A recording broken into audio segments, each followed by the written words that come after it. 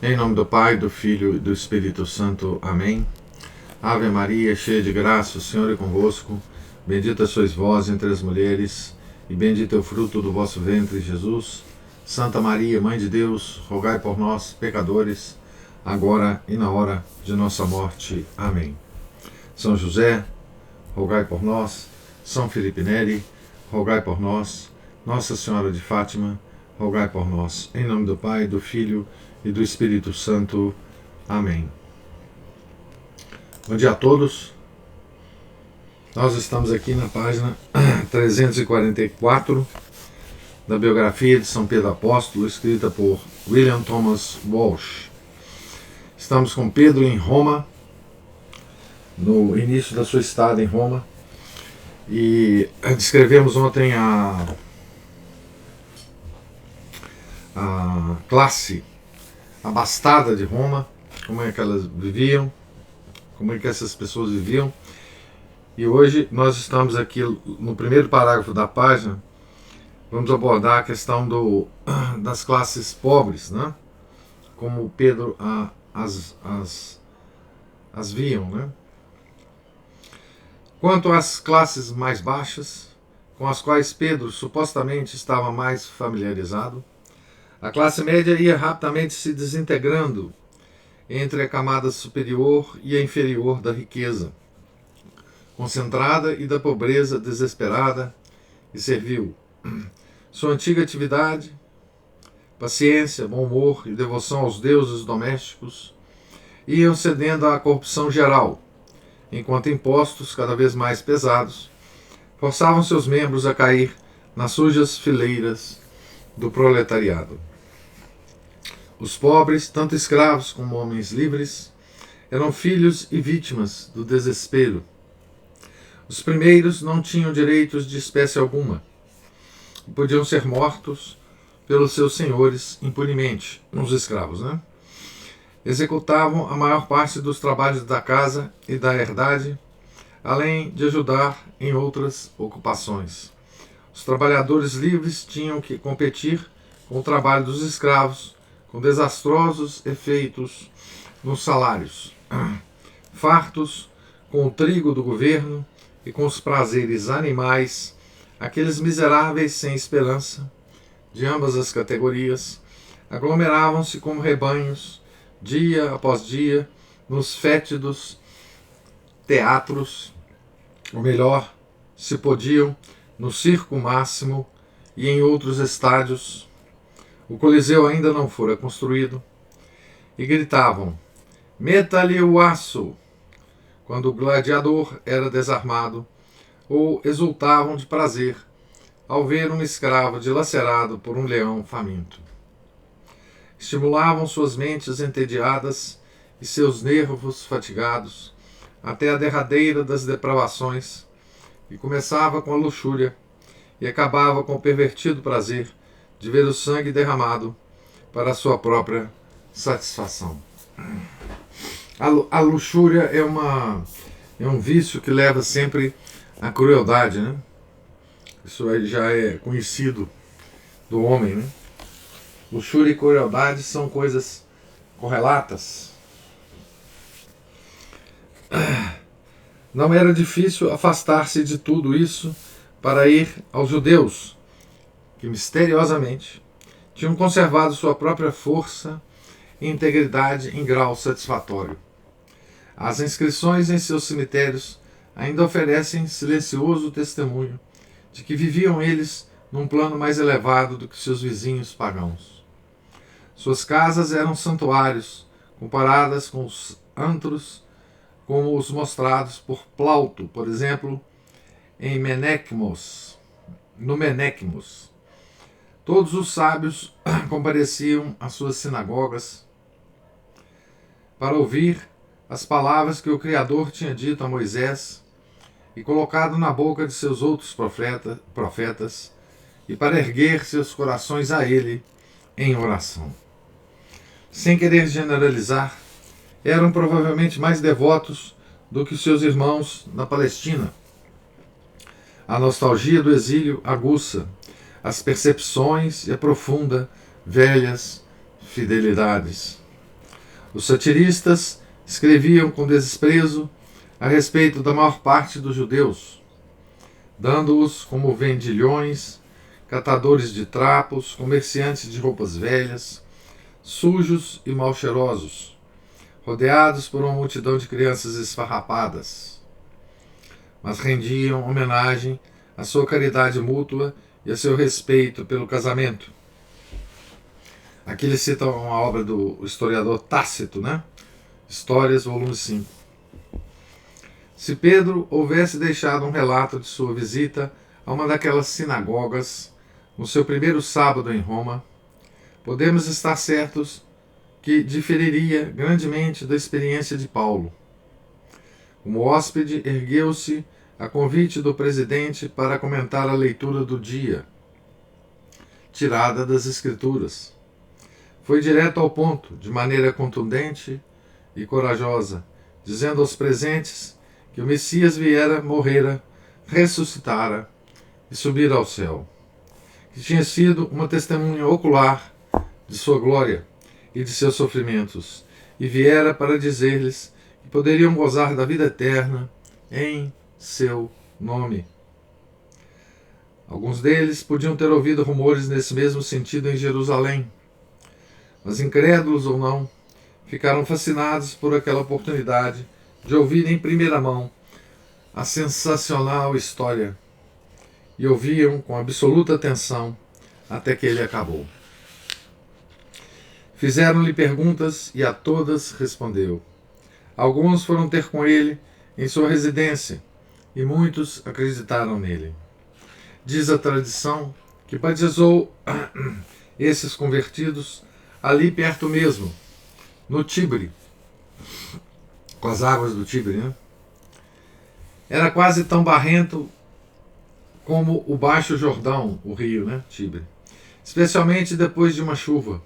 Mas isso não impediu que o requisito essencial fosse atendido, e assim nasceu a comunidade cristã de Roma. Os crentes continuaram a rezar na sinagoga, mas também se reuniam em qualquer outra parte para o ágape e para a partilha do pão. Com o passar do tempo, gentios convertidos juntaram-se a eles. Havia, sem dúvida, nas sinagogas homens de tradições farisaicas que achavam difícil acreditar que o Messias pudesse ser como Pedro o descrevia, ou que de qualquer forma tivesse reduzido a centenas de preceitos cerimoniais. A princípio estavam confusos, mas com o correr do tempo receberam notícias de casa. Estavam agora em condições de dizer aos fiéis que os homens mais respeitáveis da Judéia encaravam aquele estrangeiro como um preso e perturbador da paz, inimigo de Deus e de Moisés, cujo propósito era obviamente destruir a nação judaica. Discussões e demonstrações de desagrado surgiam quando ele aparecia nas sinagogas. Os judeus cristãos e Pedro replicavam. Por toda a cidade havia brigas, arruaças, clamores e algazarras, em que os cristãos, sendo em menor número, sem dúvida, levavam a pior. Então veja que coisa interessante, né? A princípio eles aceitaram Pedro e se converteram. Depois começaram a chegar as notícias de Jerusalém, né? As notícias dos cristãos, né? De Jerusalém. Ou melhor, a notícia sobre os cristãos de Jerusalém. E aí eles começaram a encarar Pedro como um agente destruidor da religião judaica, né?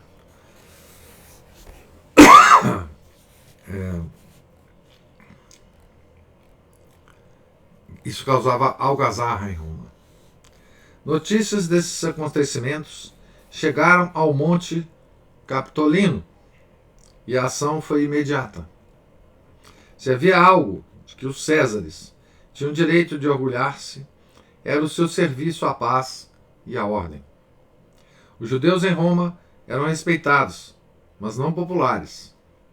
Como uma raça estrangeira, em geral se recusava a se comprometer com o sincretismo e se aferrava a seu próprio culto nacional com uma determinação que parecia obstinada e intolerante, não atraíam simpatias e talvez fossem um tanto temidos.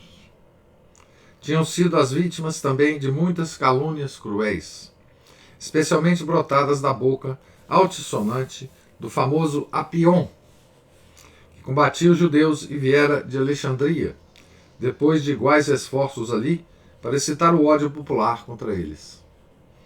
Acusava-os de assassínio ritual, de canibalismo e de vários ritos obscenos, tais como adorarem a cabeça de um asno a portas fechadas.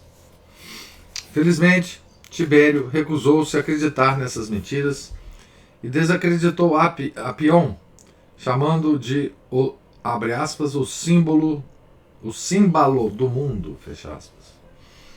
Algumas daquelas malícias continuaram sombriamente em circulação, aguardando, porém, uma crise para subirem à tona. Quando a paz sagrada se rompeu e se acusou os judeus como os culpados de tudo, Cláudio, em algum momento, no ano 49, segundo diz Suetônio, ordenou que fossem todos banidos. Dion Cássio diz que a ordem foi revogada. Antes que isso acontecesse, se é que aconteceu, bandos de judeus fugiram da cidade e da Itália, como os Atos deixam bem claro. A polícia imperial não fazia distinção entre os judeus que tinham aceitado a revelação de Cristo e os que se haviam recusado a fazê-lo. Para eles, um judeu era um judeu. Eram todos semelhantes, gente esquisita, estrangeiros, perturbadores da ordem. Podemos, pois, imaginar o estranho espetáculo de Pedro, o apóstolo, com seus convertidos Áquila e Priscila, e outros crentes fugindo às pressas pela porta Capena, com muitos outros em fuga, cujo ressentimento contra eles tinha causado o desastre. Porém, mudança e viagem não era nada de novo para aquela gente. Sua mobilidade era assombrosa. No ano seguinte, encontramos Áquila e sua mulher já em Corinto, como anfitriões do apóstolo Paulo, companheiro deles na fabricação de tendas. Pedro igualmente embarcou no navio em Óstia, ou Puteoli, e viajou para o Oriente.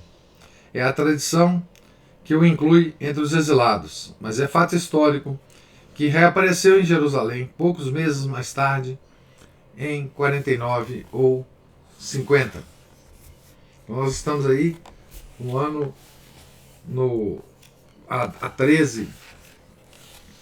12, 13 anos depois de Pentecostes, né? Certo?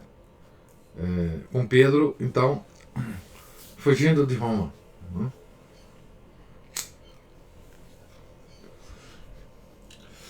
Em muitas épocas da história, né? Ou em algumas épocas da história, o Papa foi expulso de Roma depois também. Né? Então, Pedro foi a Jerusalém. Começamos aqui agora o capítulo 30. Sua chegada não podia ter sido mais oportuna. Era patente a todos os apóstolos que a igreja devia definir sua posição na questão suscitada pelos judaizantes.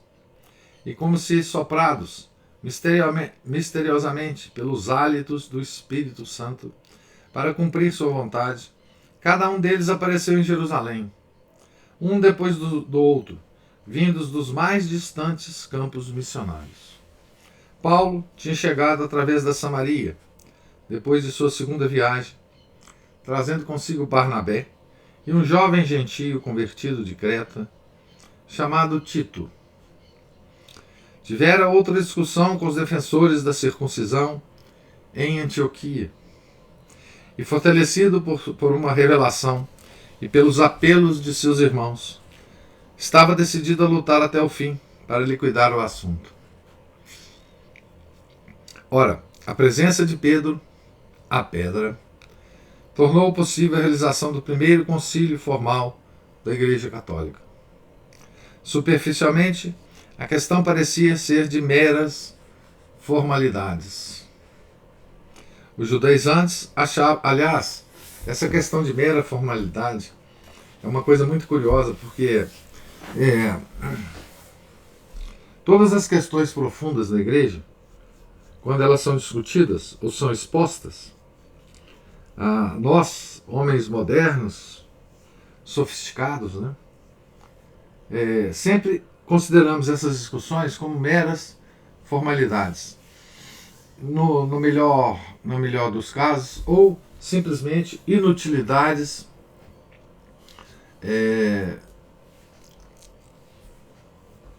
com que a igreja se preocupa e ao invés de se preocupar com outras coisas mais importantes, né? Todas as discussões medievais sobre teologia, né,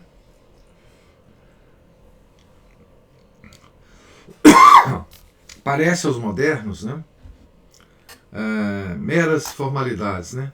Todas as mais sutis questões teológicas parecem aos modernos de uma inutilidade impressionante, né? Mas a igreja sempre teve a consciência de que é dessas questões que depende todo o resto das coisas do mundo, né?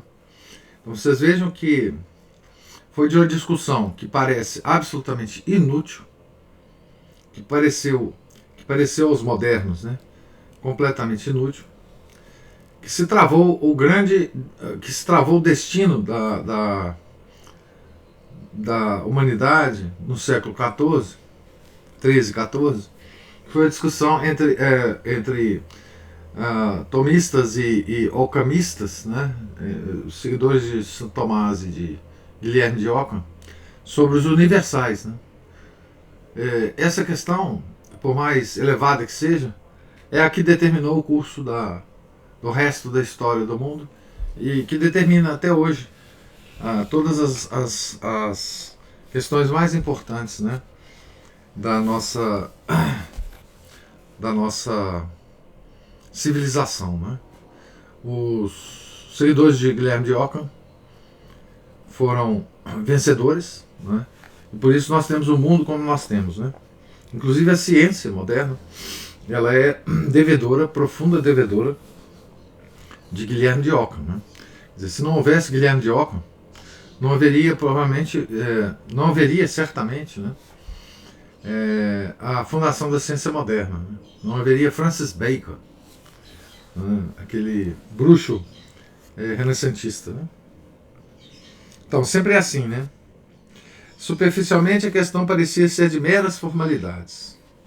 E essa questão foi fundamental para a igreja, né? Nós já comentamos isso. Os judaizantes achavam que, tendo eles suportado os embates do conflito, conservando a lei mosaica o mais plenamente possível, em acréscimo a seus deveres como cristãos, era mais do que justo que os gentios fizessem o mesmo. Argumentavam que o Senhor tinha vindo para completar e não para destruir a lei, e que ele próprio tinha sido circuncidado. Apontavam como conclusivo o exemplo de Tiago Menor, bispo de Jerusalém. Mostrava-se tão piedoso, tão caritativo, tão reverente no templo, que se dizia ser ele tão popular entre os judeus como entre os cristãos. A outra facção, da qual Paulo, com o prestígio de seus grandes trabalhos, vinha se tornando o chefe, mostrava que os próprios judaizantes eram incapazes de cumprir as centenas de preceitos cerimoniais. E esses significavam que Cristo iria chegar, e com sua vinda estavam completados e abolidos. Os que pertenciam a esse grupo citavam o exemplo de Jesus a respeito da observância do sábado e da lavagem das mãos antes das refeições. Tinha um outro argumento de difícil resposta. A visão de Pedro em Jope, depois do batismo de Cornélio. Era claro que o Senhor, tendo sido rejeitado por uma maioria de seu povo, desejasse admitir os gentios em sua igreja. E a circuncisão, por exemplo, era um obstáculo desnecessário. A verdadeira questão era, porém, muito mais profunda. Era aquela questão fundamental que Santo Atanásio expôs sob a falsa aparência da forma ainda mais perigosa de judaização, conhecida pelo nome de arianismo. O arianismo também nega o Messias, nega a segunda pessoa da Santíssima Trindade, encarnada. Era a afirmação ou a negação da divindade de Jesus Cristo. Se ele era verdadeiramente Deus, a igreja que ele havia fundado era a única e verdadeira religião do mundo, com sua autoridade de ensinar, definir e interpretar. Os ensinamentos de Abraão e de Moisés, que eram apenas homens, deviam ser secundários e relativos. Mas se a lei, na sua totalidade, era indispensável à salvação, como os judaizantes pareciam entender, o sacrifício de Cristo era desnecessário e sem sentido. É impossível que o sangue de touros e de carneiros tire os pecados. Hebreus, aqui ele cita a carta aos Hebreus, do capítulo 10, versículo 4. Não assim com o sangue de Cristo. Abre aspas. Caçar aos pés o Filho de Deus e não fazer caso do sangue da aliança, fecha aspas, gritou Paulo com veemência. Era um crime imperdoável. Quaisquer que fossem as intenções dos judaizantes, seus ensinamentos apontavam para um repúdio da autoridade de Cristo, implicando pelo menos na negação daquele, abre aspas, que é, fecha aspas. Em vez de espalhar a bênção de Abraão a todas as nações, a igreja permaneceria uma facção nacionalista judaica dentro da sinagoga. Acabaria por murchar e morrer. De fato, já havia incrédulos ocultos entre os judaizantes. Paulo queixou-se de fariseus que tinham fingido conversão para introduzir na igreja, abre aspas, falsos irmãos intrusos que furtivamente se introduziram entre nós para espionar a liberdade que temos no Cristo Jesus, a fim de nos escravizar, fecha aspas, aqui Gálatas 2:4. Isso os judeus fizeram depois também. As discussões preliminares foram longas e amargas. Alguns dos chefes judaizantes tentaram derrotar Paulo. Outros gritavam que ele deveria mandar circuncidar Tito e outros convertidos de uma vez, abre aspas, e que esse lhes impusesse a observância da lei mosaica, fecha aspas. Atos 15:5. Paulo replicou com uma lógica brilhante e precisa. Era uma satisfação relembrar mais tarde que nem uma só hora quisera estar sujeito a eles. Mas tomou a precaução de imediatamente assegurar-se de que Pedro, Tiago e João, abre aspas, considerados as colunas da igreja, estavam do seu lado. Foi nessa ocasião que eles lhe confirmaram sua missão entre os gentios e deram a ele e a Barnabé, abre aspas, as mãos em sinal de comunhão, fecha aspas. Está no Gálatas também. Quando o concílio finalmente começou, depois de um ágape e do que chamaríamos de missa, partilha do pão, houve outro longo debate ao qual o redator dos Atos se refere ligeiramente, temendo talvez abrir velhas feridas.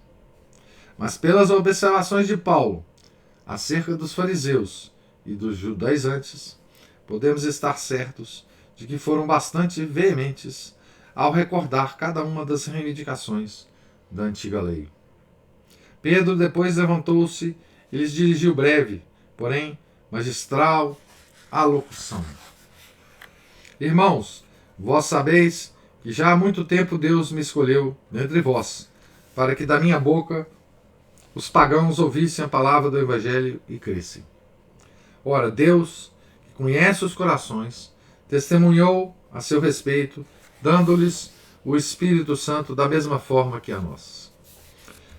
Nem fez distinção alguma entre nós e eles, purificando pela fé os seus corações. Por que, pois, provocais agora a Deus, impondo aos discípulos um jugo que nem nossos pais, nem nós mesmos pudemos suportar? Mas nós cremos que, pela graça do Senhor Jesus, seremos salvos, exatamente como eles. Atos 15, versículos 7 a 11.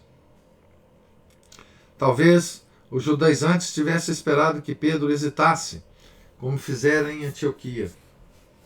Mas ele agora estava falando oficialmente como chefe da igreja. E sua figura era tão venerável, sua autoridade tão inquestionável, sua posição tão clara, que nem pensaram em replicar. E, abre aspas, toda a assembleia se calou, fecha aspas. Também em Atos capítulo 15. Barnabé e Paulo passaram a contar a maravilhosa história dos gentios que haviam entrado para a igreja durante sua jornada pela Ásia Menor. Depois se levantou Tiago Menor, bispo de Jerusalém, derradeira esperança do partido da circuncisão. Não sabiam eles que Tiago estava quase em perfeito acordo com Pedro, Paulo e João. Irmãos, ouvi-me, disse ele. Simão narrou como Deus começou a olhar para as nações pagãs, para tirar delas um povo que trouxesse o seu nome. Ora, com isso concordam as palavras dos profetas, como está escrito, abre aspas, depois disso voltarei e reedificarei o tabernáculo de Davi que caiu, e reedificarei as suas ruínas, e o levantarei para o resto dos homens, para que o resto dos homens busque o Senhor e todas as nações sobre as quais tem sido invocado o meu nome. Assim fala o Senhor que faz estas coisas, coisas que ele conheceu desde a eternidade. Fecha aspas. Por isso, continuando ainda o Tiago Menor, né?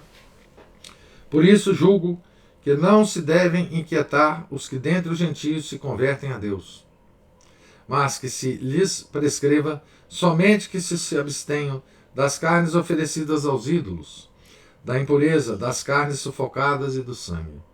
Pois desde muitas gerações Moisés tem em cada cidade os seus pregadores, que o leem todos os sábados nas sinagogas. Pedro aceitou a leve concessão das carnes impuras, né? Pois estava ansioso por facilitar ao máximo a permanência dos judaizantes na igreja e a entrada dos judeus. Não restava senão que o concílio concordasse unanimemente com essa política. Isso foi feito na seguinte epístola: os apóstolos e os anciões, vossos irmãos. Essa é uma epístola que foi escrita por eles, né? Saudamos os irmãos, aos apóstolos e anciãos, vossos irmãos. Saudamos os irmãos vindos do paganismo e que estão em Antioquia, na Síria e na Cilícia. Saúde! Temos ouvido que alguns dentre vós vos têm perturbado com palavras, transformando os vossos espíritos, sem lhes termos dado semelhante incumbência.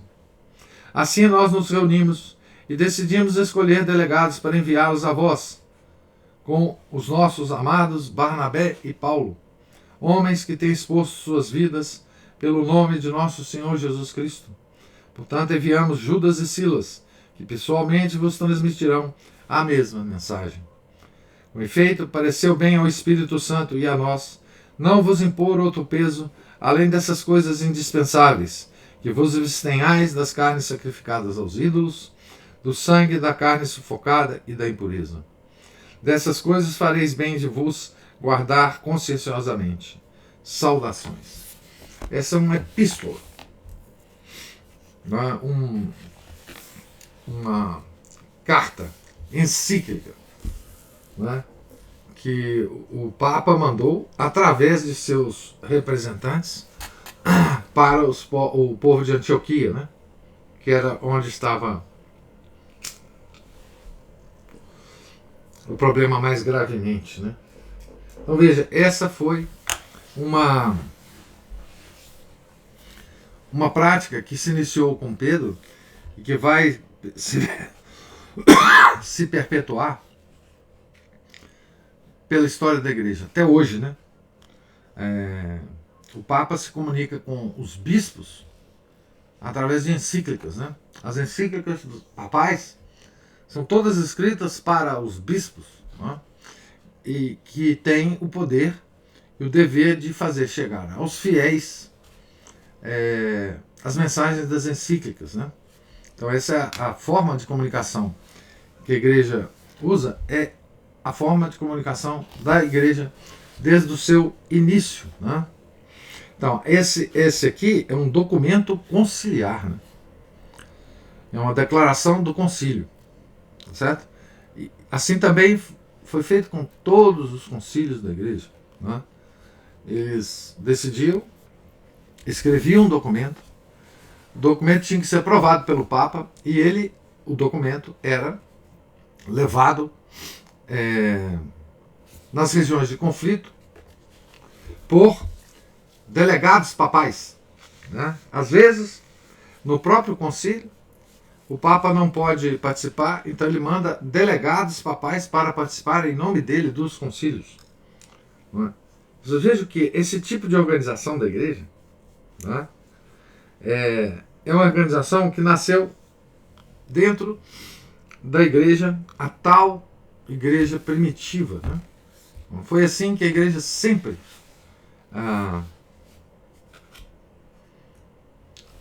agiu, né? Há muito mais nessas simples frases do que aparenta. Alguns judeus, chefiados por um antigo pescador, anunciam uma decisão destinada a ter amplas e duradouras consequências.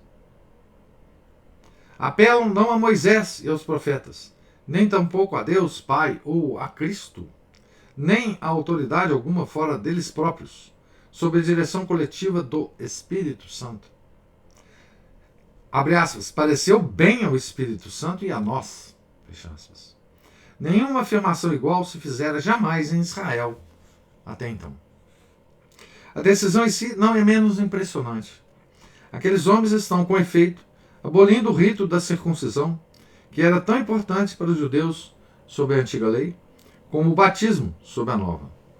O rito a que o próprio Cristo se havia submetido, não lhes tendo dado ordem, pelo que consta no Novo Testamento, para aboli-lo. Estão também pondo de lado a maior parte dos preceitos cerimoniais. Estão anunciando, assim que eles, a igreja, são a única e autêntica autoridade religiosa e que a sinagoga e o templo não mais podem permanecer como tal. O método de tornar conhecida a decisão revela ainda muito sobre a natureza da igreja. Neste primeiro documento oficial, indica ela peculiar desconfiança pelos documentos. O Senhor não deixou seus ensinamentos por escrito. Nada escreveu, a não ser aquelas poucas palavras enigmáticas no chão do templo. O que fez foi reunir em torno de si um grupo de seres humanos batizados, a sociedade viva unificada que tem sido chamada seu corpo místico. A autoridade desse organismo não residiria, possivelmente, em qualquer documento, pois o Novo Testamento não existia ainda. Nem mesmo é certo que o Evangelho de Mateus já estivesse escrito. Os livros são feitos pelos homens, e a última autoridade não está num escrito, como o padre MacNab agudamente observou, mas num escritor. Se o Novo Testamento fosse destruído, depois de vir aos poucos à existência, se alguma catástrofe fizesse desaparecer o Antigo Testamento, a igreja continuaria a ensinar oralmente, como os apóstolos ensinavam, enquanto durasse a própria vida humana. Como que, para acentuar isto, o concílio nem mesmo depende de sua própria carta, pois envia 2 legados conciliares, Judas e Silas, o primeiro par dessa espécie na história de legados papais, né, para transmitir oralmente a mensagem. Por importante que seja o documento, é para eles secundário. Abre aspas, que pessoalmente vos transmitirão a mesma mensagem. Fecha aspas, os legados. Né? Por que a mensagem foi confiada a esses dois legados e não a Barnabé e Paulo, de mais alta posição na igreja e que tinham trazido a questão de Antioquia ao concílio? Porque Paulo, o chefe da facção vitoriosa, foi colocado depois de Barnabé.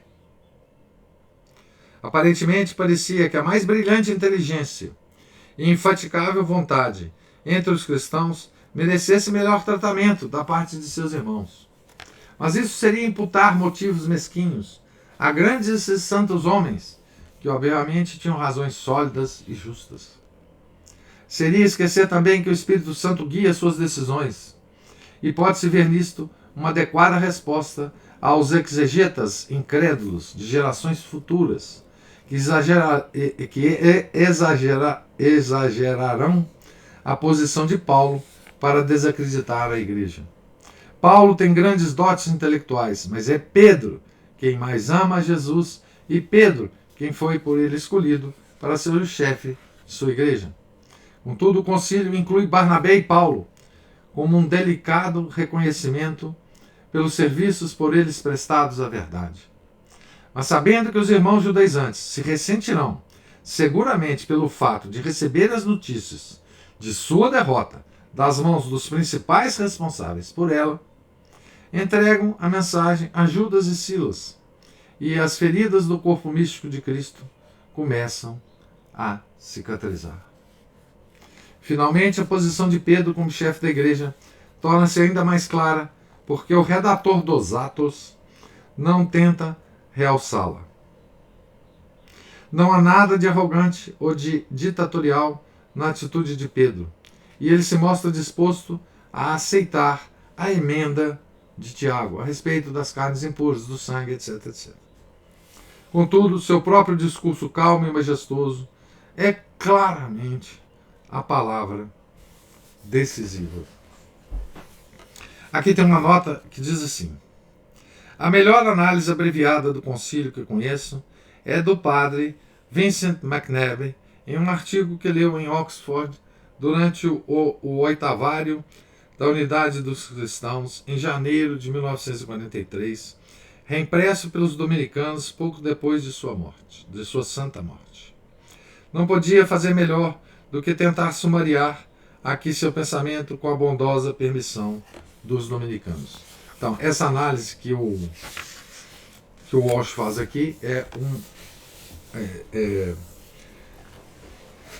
foi feita a partir dessa análise do padre McNabb, né?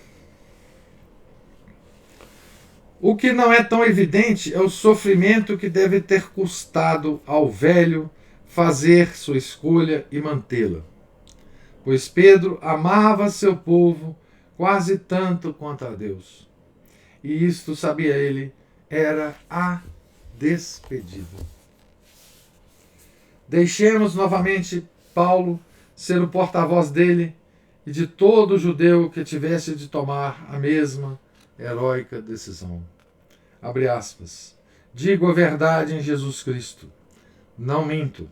A minha consciência me dá testemunho pelo Espírito Santo. Sinto grande pesar, incessante amargura no coração, porque eu mesmo desejaria ser reprovado, separado de Cristo, por amor de meus irmãos, que são do mesmo sangue que eu, segundo a carne. Eles são os israelitas. A eles foram dadas a adoção, a glória, as alianças, a lei, o culto, as promessas e os patriarcas.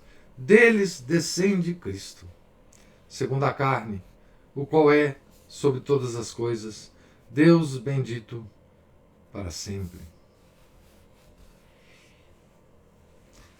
Em outras ocasiões, Paulo falou dos judeus com alguma aspereza, como charlatães e mutilados, faladores fúteis e sedutores. Judeus que mataram o Senhor Jesus e os profetas e também perseguiram a nós.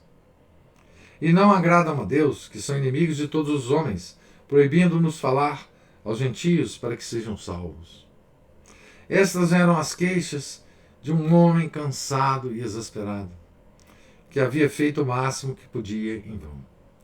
Os que têm dado demasiada importância a elas esquecem-se, em primeiro lugar, de que o termo judeus, no Novo Testamento, usualmente se refere ao judaísmo oficial e não ao povo judeu como tal. Em segundo lugar, que o verdadeiro pensamento de Paulo deve ser buscado em passagens muito mais longas, em que o assunto é tratado de forma mais deliberada e judiciosa. Advertiu os gentios romanos convertidos que não colocassem as mãos precipitadamente no mistério da incredulidade judaica, uma vez que era parte de um plano divino que é além dos poderes humanos de compreensão. Os judeus haviam rejeitado a Deus, mas ele não os havia rejeitado. Na sua inescrutável sabedoria, fizera mesmo uso da perda deles para beneficiar os próprios gentios que os denunciavam. Abre aspas, pergunto ainda, porventura eles tropeçaram para cair de vez? Não, de modo algum, mas a sua queda, tornando a salvação acessível aos gentios, incitou-os à emulação. Ora, se o seu delito ocasionou a riqueza do mundo e sua decadência a riqueza dos gentios, quanto mais significará a adesão de todos eles.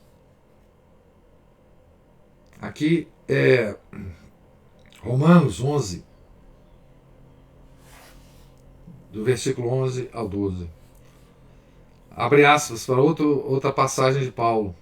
Porque não quero, irmãos, que ignoreis esse mistério, para que não vos gabeis de vossa sabedoria. Essa cegueira de uma parte de Israel só durará até que tenha entrado a totalidade dos gentios, e então todo Israel será salvo. Aqui está em Romanos, no mesmo capítulo de Romanos 11, né? Tinham sido cortados da oliveira original na qual os gentios foram enxertados.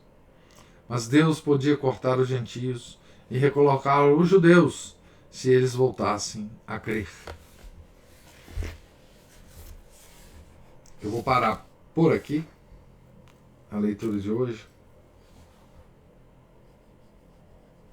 Então, para a gente observar só o que Deus então pediu, né, a esses judeus que foram os primeiros, o primeiro colégio episcopal, né, de renegar os ensinamentos que eles receberam desde criança,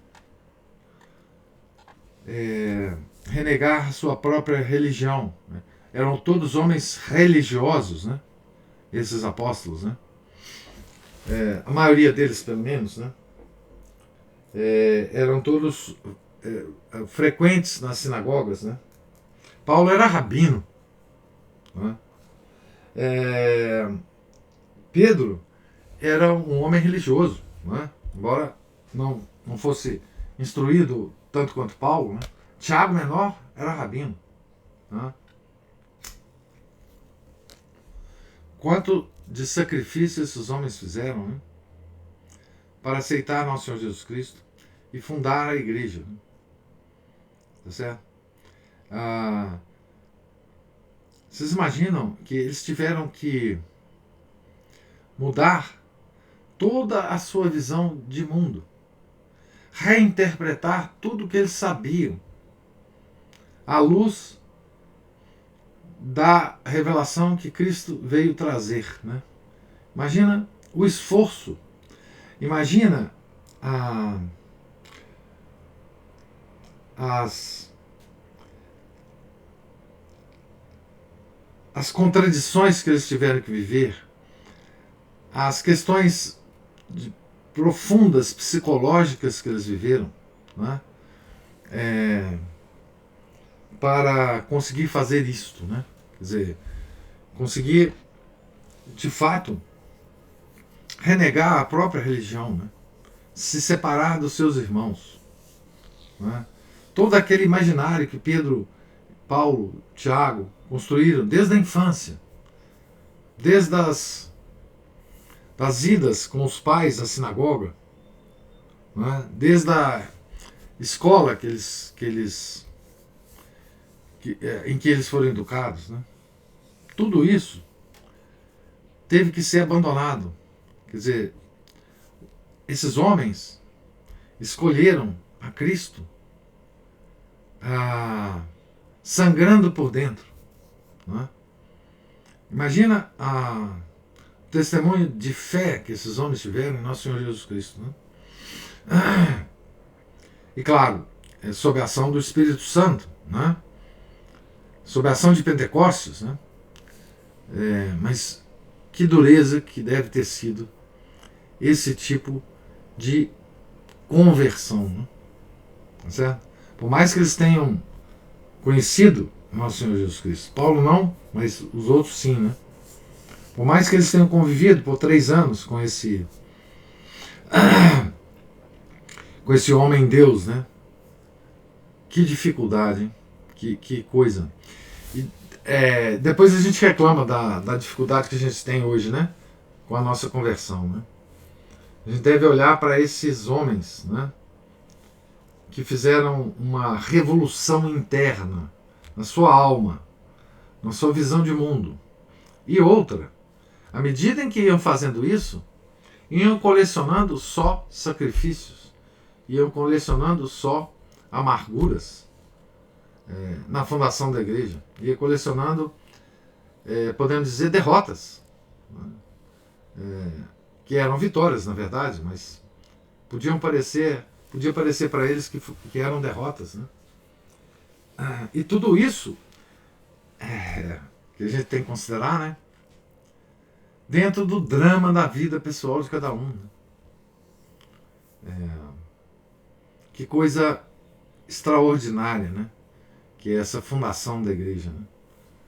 Com esses homens, né? De carne e osso como nós, né? E tendo a responsabilidade, o peso infinito, né? Da constituição da igreja. Que homens corajosos, né? Que homens viris e ao mesmo tempo tão humildes, né? Tão prontos a aceitar as influências do Espírito Santo, né? As inspirações do Espírito Santo, né? Que coisa extraordinária isso, né? Se a gente observar, podemos observar qualquer das figuras, mas se a gente observar apenas Pedro e Paulo, né? Que coisa extraordinária que estava acontecendo nas almas desses dois, né? Tá certo? Então, nós paramos aqui na página 357, né? No início da página 357. E agora eu pergunto se há alguma observação de vocês sobre a leitura de hoje, o Grande Concílio de Jerusalém.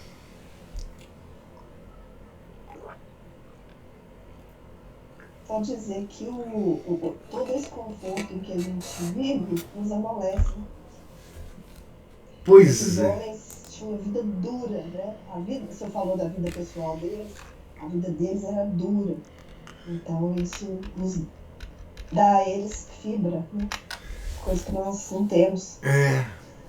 Eles lutavam contra os elementos da natureza diretamente, né? Você imagina o que era fazer essas viagens, né? Então Pedro sai de Roma, fugido, aí vai para Jerusalém. Mas quanto tempo levou isso? Quantos dias ele teve que dormir nas estradas? Né? Quanta fome passou, quanto frio passou? Os lugares que eles dormiam. Quer dizer, hoje a gente fala, vamos fazer uma viagem daqui para não sei o que, aí você pega o carro, vai para o aeroporto, pega o avião, vai para lá, etc. Né? Então, toda essa vida que eles viviam dava uma fibra, uma coragem, uma visão de mundo que nos é completamente desconhecida. Né? Nós não podemos... quer dizer, a gente pode tentar imaginar, mas a gente talvez não chegue nem perto dessa da caracterização dessa vida, né? Dessa coisa dura, né? Se nós chegássemos a entrar num túnel do tempo e voltar para essa época, a gente não conseguiria viver um dia sequer, né, nessa época. Nós estaríamos completamente perdidos, né? Então, mas esses homens, né, e você veja como que as dificuldades da vida tempera o espírito humano, né? Tempera a alma, né? Porque enquanto o corpo está sofrendo e lutando contra essas limitações naturais, né, da época, a alma tinha força para lutar contra essas questões muito mais sutis, muito mais imperiosas, muito mais frutíferas para o futuro, né? Que homens fortes, né? Que virilidade, né? A gente não conhece mais isso, né? Essa virilidade, né? Essa resistência a todo tipo de problema, né? Você pode aquela resistência da árvore, né? Que verga ao vento, mas não quebra o galho, né? Então, é problema em cima de problema, não há um dia sem problemas de todas as ordens, físicos, espirituais, a responsabilidade que eles tinham. É claro que eles tinham, muito provavelmente, permanentes êxtases espirituais, a proteção do Espírito Santo, Nosso Senhor ajudando, etc, etc. Mas que coisa sensacional, né? Se a gente pensar nesses homens, né? E com que facilidade, né? Com que docilidade esses homens enfrentavam a morte todos os dias, né? A morte física todos os dias, né? Com que docilidade eles se punham frente ao perigo, em nome do seu ministério, do seu apostolado, da sua ação em nome de nosso Senhor Jesus Cristo, né? É uma coisa. E hoje a gente fica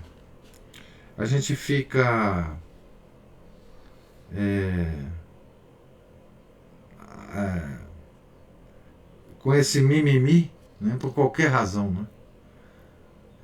Esse mimimi das redes sociais, esse mimimi de fulano falou isso de mim, não sei o que e tal, ela não gosta de mim e tá. Nós perdemos completamente a essencialidade da vida, né? Com muito, quer dizer, certamente com esses confortos, né, Ana Paula, que você falou aí. Nós nos amolecemos completamente, né? Somos uma civilização amolecida, né? Que é o que aconteceu com a civilização romana também, né? Que promoveu sua queda, né? Não temos mais fibra nenhuma. Homens e mulheres de hoje, nós, né?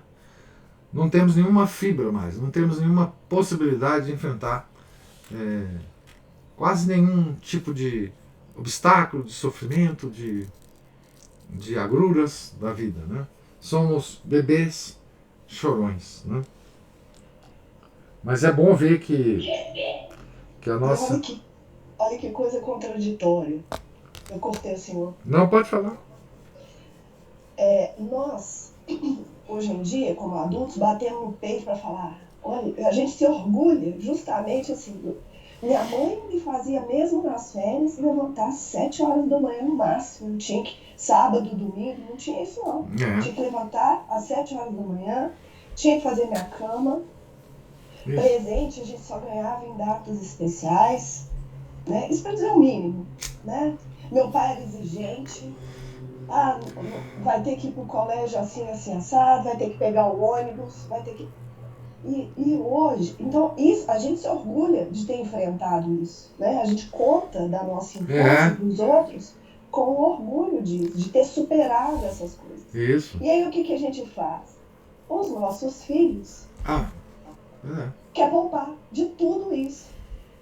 E com orgulho. Isso, de novo. E aí, o que essa geração, essas próximas gerações vão ter que batalhar? Do que elas vão ter esse ombrio mesmo, né? Hombridade, honra. Isso, porque não tem. Tá um tédio, eles vivem com um tédio infinito. É. Porque nada, é lógico que nada disso preenche, né? A gente sabe o que preenche. Né? Mas vocês podem comparar, não precisa nem comparar a Pedro, Paulo. Comparem um pagão romano com o pagão de hoje em dia. Compare um centurião, não vou comparar centurião, compare um padeiro de Roma. Não é? Aquele homem que lutava, que tinha todas as dificuldades, que morava em bairro pobre, que andava quilômetros para chegar em casa, para depois voltar para a padaria, naquelas ruas sujas de Roma, aquelas ruas barulhentas. O seu comércio era pequenininho, ele tinha que expor as coisas na calçada. Não é? Compara essa figura do pagão normal. Ele ia no templo adorar os deuses pagãos, mas era um homem, digamos assim, que tinha a sua disciplina diária. Compara esse homem com um pagão atual, né? Uma espécie de Felipe Neto ou qualquer figura que vocês lembrarem aí, né? Internacionalmente, né?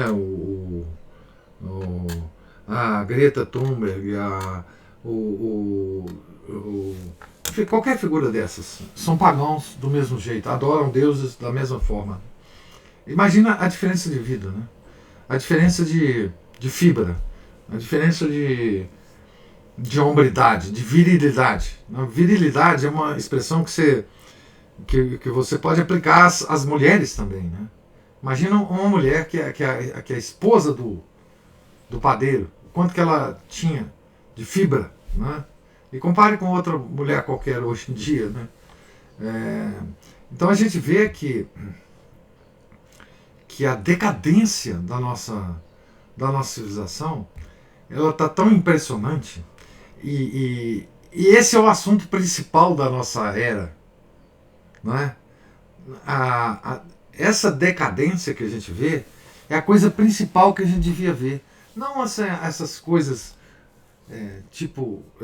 enfim, guerra da Ucrânia e não sei quem, e o Trump, e não sei o que, o Bolsonaro, e parará. Porque isso é só a consequência dessa perda da fibra. Não temos mais fibra. O ser humano é aquilo que o Walsh falou na leitura, acho que de ontem, né? O ser humano se rebaixou abaixo dos animais, né? Abaixo dos animais. Porque nós somos seres compostos de corpo e alma, e nós conseguimos fazer isso, nos rebaixarmos abaixo dos animais, né? Então, assim, que civilização pode seguir a essa nossa civilização, senão a destruição, não é?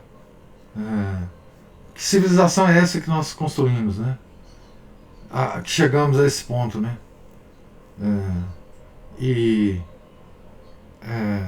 E daí a gente pode entender, né, muita coisa que está acontecendo no mundo e que vai acontecer coisa pior, né? Porque por muito menos o Império Romano caiu, né? Por muito menos o Império Romano caiu, ruiu completamente, né? Coisa absolutamente impensável. Ninguém que vivia no Império Romano conseguiria imaginar que o Império Romano um dia fosse destruído. O próprio Santo Agostinho ficou impressionado com a queda do Império Romano. Como assim? Como assim caiu o Império Romano? Né? É uma coisa apavorante quando a gente tem esse olhar. Né? Esse olhar, digamos assim, panorâmico, né? Da fibra. Né? É uma espécie de olhar para o indivíduo, né?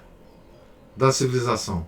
Não das coisas sofisticadas que tem por aí, mas o indivíduo. Né? Nós. Olharmos para nós. Né? O quanto nós perdemos a virilidade, a possibilidade de enfrentar as situações, né? A possibilidade de enfrentar os sofrimentos, né? Que a vida nos coloca. Né? E o único lugar que a gente ouve falar sobre o valor do sofrimento na vida humana é dentro da Igreja Católica. Não há outro lugar. Porque a Igreja foi fundada num tremendo acontecimento de um sofrimento indizível de Nosso Senhor na cruz. Né? E é por isso que a cruz hoje em dia é tão escondida, né? Mesmo nas próprias igrejas. Né? Porque isso é insuportável para o homem civilizado e sofisticado, a mulher civilizada e sofisticada do século XXI. Né? Então, nós nos apartamos disso, né? Apartamos da vida. Nós hoje vivemos uma vida artificial, completamente artificial.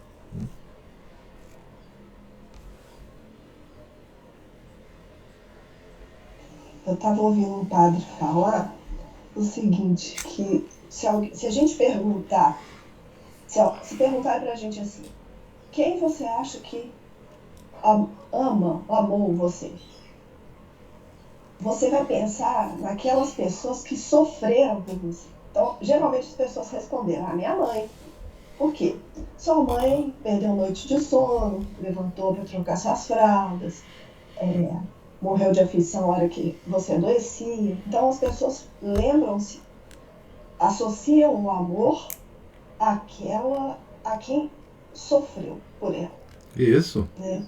Então, é o que Nosso Senhor fez na cruz. Porque toda pessoa que, se a pessoa fala para você, eu te amo, você sempre fica, será? Se essa pessoa não tiver se sacrificado por você em alguma coisa, você fica sempre com uma dúvida. E que Nosso Senhor sofreu na cruz para não deixar margem a essa dúvida. Isso. Ele veio e se fez homem. A partir do momento que ele se encarnou, ele já começou o sofrimento dele. Isso. Ele se rebaixou ao nosso nível. Tudo isso por nossa causa, para nos salvar, para nos redimir. Isso. Né? Se ele tivesse vindo e não tivesse sofrido, nós ficaríamos com essa dúvida. Certamente. Será? Certamente. E você veja que coisa, né? Quando eu falo que as nossas devoções, que são movimento do coração, tem que ser acompanhado por um movimento do intelecto, você tem um exemplo agora muito importante. Que é o seguinte, nas principais festas da igreja, nos principais momentos do ano litúrgico,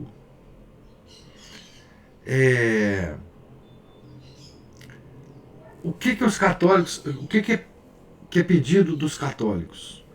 Não é? Penitência, sofrimento. Então, o Natal é a vinda de Nosso Senhor.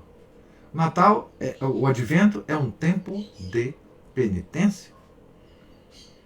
Em Quaresma, que vai desembocar no domingo de Páscoa, é um tempo de penitência. Como é que a gente prova o nosso amor a Nossa Senhora? Sábado é o dia de Nossa Senhora. Como é que a gente prova isso? Fazendo penitência aos sábados. Certo? E assim nas vigílias dos grandes santos, nas grandes festas do Sagrado Coração, enfim, os grandes santos. Como é que a gente prova a devoção a um santo? Né? Fazendo penitência no dia dele ou na novena dele. Né? Então, nós só provamos o amor verdadeiro quando a gente sofre por esse amor. Né? Então, essa é a base das nossas devoções. Né? Das nossas devoções. Né? Como é que a gente prova o amor a certas festas? Fazendo peregrinações. Peregrinação é uma forma de penitência. Não as modernas, né? As modernas tem ônibus especiais que levam você para... As peregrinações que eu digo, as antigas, né? Essa que teve em Chartres, todo ano tem, né? Você andar 5 dias, né? Pelos campos, para ir de um lugar ao outro, fazer uma peregrinação. Né? Então, toda a devoção católica, ela é rodeada de atos penitenciais. Né? Penitenciais. Né? O jejum eucarístico, tudo isso tem um profundo significado intelectual. Não é só o movimento do coração. Né? É preciso que o católico entenda o fundamento disso, né? Que hoje já não existe mais. Mas assim, essa é, digamos assim, o preenchimento da nossa devoção. Né? A gente demonstra amor sofrendo. Isso que você falou e que o padre falou é perfeito. Né? E é a forma do ser humano demonstrar que ama alguém. A disponibilidade de sofrer por esse alguém. Né? Então, o amor a gente prova com ação, com ações. Né? A simples novena é uma espécie de penitência. Não estou dizendo que precisa ser penitências terríveis dos grandes santos, não. Pequenas penitências. Jaculatórios ao longo do dia são penitências. Não é? Essas devoções, elas não são simplesmente hábitos de gente idiota. Certo? Como parece ser hoje na igreja certas coisas. Né? Porque as pessoas não têm mais esse tipo de entendimento. A nossa devoção tem que ser direcionada pelo nosso entendimento, pela nossa parte intelectual. Né? Então, esse exemplo que você deu é extraordinário. Né? A Cristina levantou a mão aí. Além disso, professor, nesse mundo confortável, como que nós vamos fazer as obras de piedade que as escrituras recomendam, né? Que é dar de comer a quem tem fome, de beber a quem tem sede e ensinar, né, a verdade. Pai, mas quem está passando fome hoje? O mundo está de um jeito nas grandes cidades que, assim, a gente não vê aquelas pessoas... Eu vi a minha avó colocar um mendigo para dentro de casa e dar um prato de comida, de uma comida que acabou de ser feita. Isso era comum no interior, na minha... A pessoa tocou a campainha, pediu pão velho, ela pôs sentado no alpendre e trouxe um prato de comida. Isso era... E assim eu vi católicos fazerem ao longo do tempo. Hoje nós temos esses guetos nas cidades, né, de crack e tudo mais. Pessoas que não saem dali, né? E as ONGs ali. Mas no seu dia a dia, outro dia eu estava pensando nisso, assim, que eu queria ser mais caridosa. E o que está nos restando é penitência e oração. Isso. Ainda mais nesse tempo. Então, assim, a obra de caridade, eu acho, né, que é a obra de caridade mais urgente que a gente tem que fazer é essa de penitência, rezar. Isso. E fazer penitência, mas rezar principalmente, porque não tem mais monge. Então está sobrando para nós. Agora, eu sempre... Ana Paula falou, as mães eram assim, eram mesmo. A gente acordava cedo quando eu era criança, subia no ônibus, ficava esperando o ônibus. Eu, com 7 anos de idade, tinha carro na mão de carregar uma pasta. As crianças têm que ser ensinadas a penitência, a dificuldade, desde cedo. Isso. Desde cedo, porque senão depois vai ser muito difícil. Não é, professor? Mas é isso. Não, e Cristina, eu lembro, porque eu vivi no interior na minha infância, início da adolescência. Eu lembro, esse ato de dar um prato de comida para o pobre era uma coisa mais ou menos constante. Na cidade interior todo mundo fazia isso. O pobre batia, você se via um prato de comida, você não dava um pão ou um dinheiro, você via um prato de comida, né, para ele. E dava para ele comia lá e depois entregava o prato, enfim. Água também.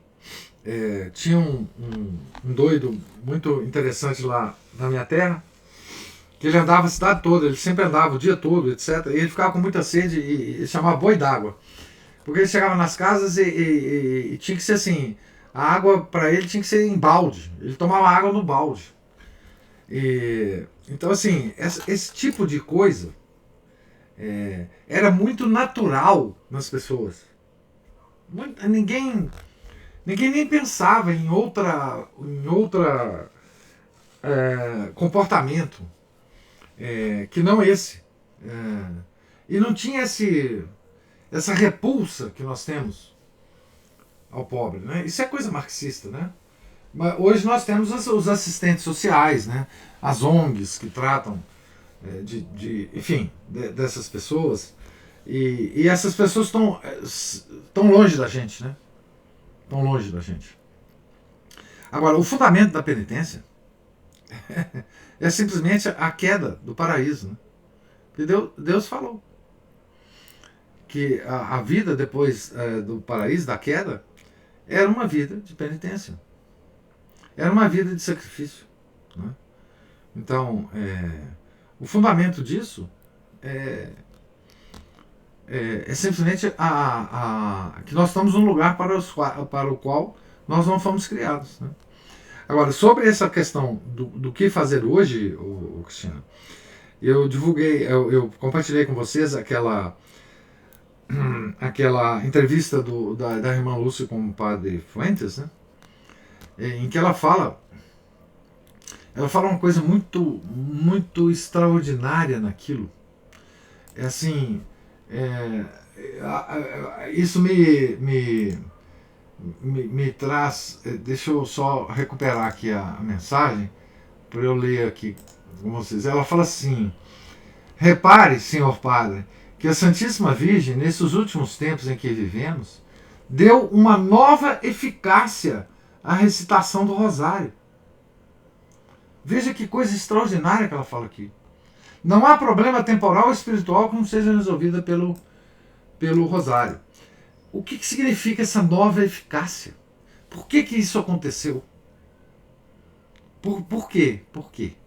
Significa o seguinte, que a reza do rosário, hoje, tem um significado para a Santíssima Trindade, para o Sacratíssimo Coração do Senhor, Imaculado Coração de Maria, que não tinha antes. Não tinha antes. Quando Nossa Senhora revelou o rosário a São Domingos, veja que coisa extraordinária que ela está falando para o padre, a irmã Lúcia. Quando Nossa Senhora revelou o rosário para São Domingos, ele tinha uma eficácia. Mas agora ele tem uma novíssima eficácia. Que é por que a Santíssima Trindade decidiu fazer isso? Ela mudou de ideia? Não, é porque nós estamos em tempos tenebrosos. tenebrosos. Então, Deus tem que fazer isso por amor que Ele tem a nós. Dar uma nova eficácia a uma coisa que nós já conhecíamos e provavelmente já rezávamos. Mas agora tem outra coisa. Por quê? Eu só posso imaginar por quê, né? Esse é um mistério. Essa coisa misteriosa que a Nossa Senhora fala, da irmã Lúcia, né? Que é o seguinte: hoje está tão difícil fazer qualquer coisa que, pelo menos, se alguém se lembrar do rosário, o Espírito Santo vai nos cobrir de graças pelo simples fato de nós mantermos um hábito dentro dessa confusão que nós vivemos, desse mundo louco que nós vivemos. Mas se pelo menos nós mantivermos isso, nos será dado graças que antigamente, pelo simples fato de rezarmos o rosário, nós não teríamos. Isso para mim é uma coisa das mais extraordinárias, das revelações mais extraordinárias de Fátima, junto com aquela que vai ser a última devoção que vai ser revelada para o homem. Não tem mais. A devoção ao Imaculado Coração. Não é? Então, assim, essas duas coisas para mim é muito mais importante que qualquer outra coisa que ela falou. Assim, para mim individualmente, né? Então, assim, a nossa situação tão periclitante que até isso Deus teve que fazer por nós para tentar nos salvar, né? Então, quando você fala das orações da penitência, você veja que individualmente, nas últimas aparições de Nossa Senhora, La Salete, Lourdes e Fátima, isso é que ela fala para nós: penitência e oração. Uma coisa impressionante. É impressionante esse tipo de mensagem, né? Praticamente o que nos restou, né? Nesse mundo de plumas e facilidades, é o que sobrou. Porque a Nossa Senhora sabe que hoje já é um grande sacrifício para nós, rodeados de travesseirinhos de pena de ganso, sentarmos, ajoelharmos, ou ficar em pé, e rezarmos o terço. Isso para ela já é uma demonstração de que nós estamos, pelo menos, tentando nos separar dessa civilização, né? Então, para mim é uma coisa extraordinária essa frase de Nossa Senhora, sabe? Nova eficácia ao rosário. Que coisa! Por que isso? Por que tem que ter nova eficácia? Porque ela já tinha tanta eficácia. Essa oração já tinha tanta eficácia. Mas é por causa da nossa situação hoje, né? Até isso Deus está fazendo por nós, né? Para tentar raspar o fundo do tacho, né? Tá certo? Então, assim, o homem atual, ele não tem fibra para nada. Vamos ver se sobrou pelo menos uma fibrinha para que ele reze o rosário e faça algumas penitências ao longo do ano. Vamos ver se sobrou pelo menos isso. Sabe, é o último fiapo que Deus está nos dando. É a última coisa que Ele pode fazer por nós. Seres moles e sem fibra, sem virilidade, né? Quer dizer, Deus agora, Ele está indo, Deus agora está sendo minimalista, né, com a gente. Bom, tudo bem, vamos ver pelo menos se sobra alguma coisa, né? Então, para mim, assim, essa afirmação é a confirmação da situação patética espiritual que nós vivemos hoje. Patética, né? Impressionante, para mim isso é impressionante. A situação a que nós chegamos, né? Pois é, meus caros. Então, tem mais alguma observação?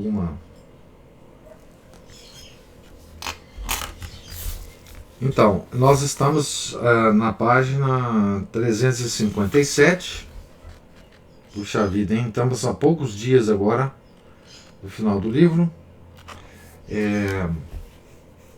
Começaremos a leitura amanhã por essa página, se Deus quiser. Tenham todos um santo dia. Fiquem com Deus.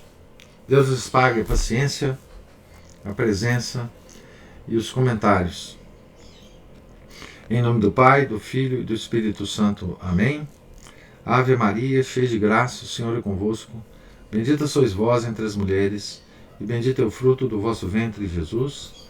Santa Maria, Mãe de Deus, rogai por nós, pecadores, agora e na hora de nossa morte. Amém. São José, rogai por nós. São Felipe Neri, rogai por nós. São Pedro Apóstolo, rogai por nós. Nossa Senhora de Fátima, rogai por nós. Em nome do Pai, do Filho e do Espírito Santo. Amém.